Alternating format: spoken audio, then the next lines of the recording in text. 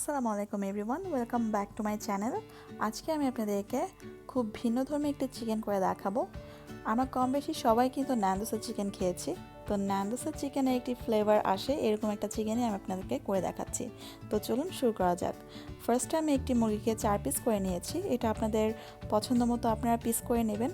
তো এখানে আমি অলিভ অয়েল দিয়ে দিচ্ছি প্রায় 1.5 টেবিল চামচ পরিমাণে।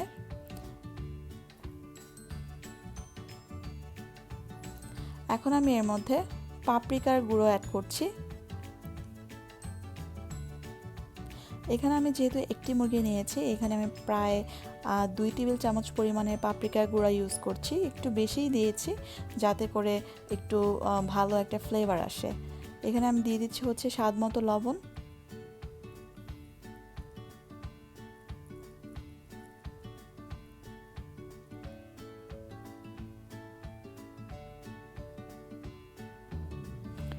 এখন আমি এটা খুব ভালোভাবে মেখে নিচ্ছি চিকেনগুলোর সাথে, এবং আমি কিন্তু মশলাগুলো যেন ভালোভাবে ঢুকে সেটার জন্য চিকেনটা আমি একটু একটু করে কেচে দিয়েছিলাম।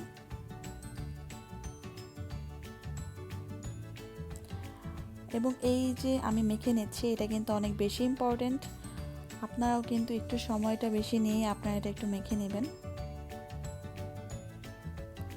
মেখে আমি প্রায় চিকেনটা 20 মিনিটের জন্য রেখে দিয়েছি। তো 20 মিনিট পর আমি একটি ফ্রাইং প্যানে অলিভ অয়েল নিয়ে নিচ্ছি।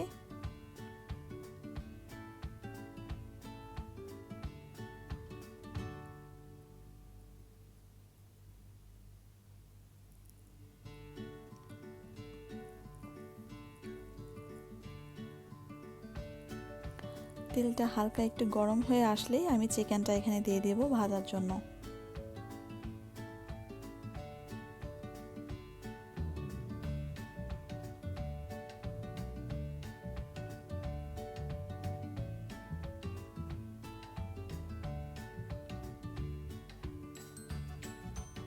তো আমি এইভাবে সবগুলো চিকেন আমি ভেজে নেব।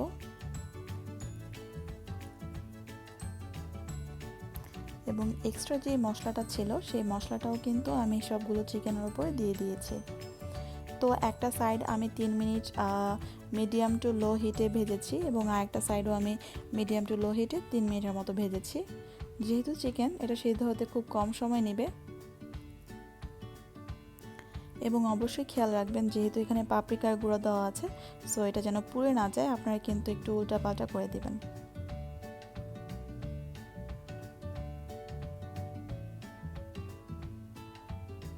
তো এখন আমি এই চিকেনগুলো তুলে রাখছি। আমি এখন এখানে ইউজ করছি হচ্ছে ন্যান্ডোসের পেরি সস।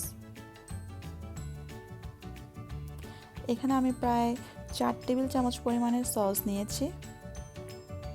আমি আগেই বলে নিচ্ছি এটা কিন্তু ন্যান্ডোস স্টাইলের চিকেন না, কিন্তু ন্যান্ডোসের যেই ফ্লেভারটা আছে সেই ফ্লেভারটা থাকবে এই চিকেনটার মধ্যে। তো এখানে আমি দিয়ে দিয়েছি সস, এবং এর মধ্যে আরও অ্যাড করছি হচ্ছে জিঞ্জার পাউডার। আপনাদের কাছে এটা পাউডার না থাকলে আপনারা একটু আদা পেস্ট আপনারা দিয়ে দিতে পারেন, অথবা একটু আদা কুচি করে দিয়ে দিতে পারেন, একদম খুবই সামান্য।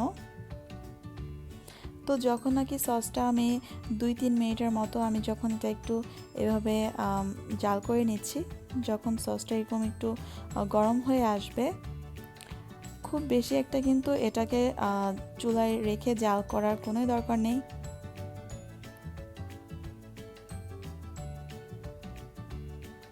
আপনারা দেখতে পাচ্ছেন সসের মধ্যে যে একটা লিকুইডি ভাব সেটা একটু কমে আসলেই কিন্তু আমি এর মধ্যে চিকেনটা দিয়ে দিব। চিকেনটা দিয়ে আমি জাস্ট 3 মিনিটের মতো আমি নেড়ে চেড়ে চিকেনটা ভালোভাবে একটু মশলার সাথে বা সসের সাথে যাতে চিকেনটা ভালোভাবে মিশে যায় সেরকমভাবে করে আমি কিন্তু পরে চিকেনটা নামিয়ে নিয়েছি। তো আশা করি আপনাদের কাছে এই ভিডিওটা ভালো লাগবে।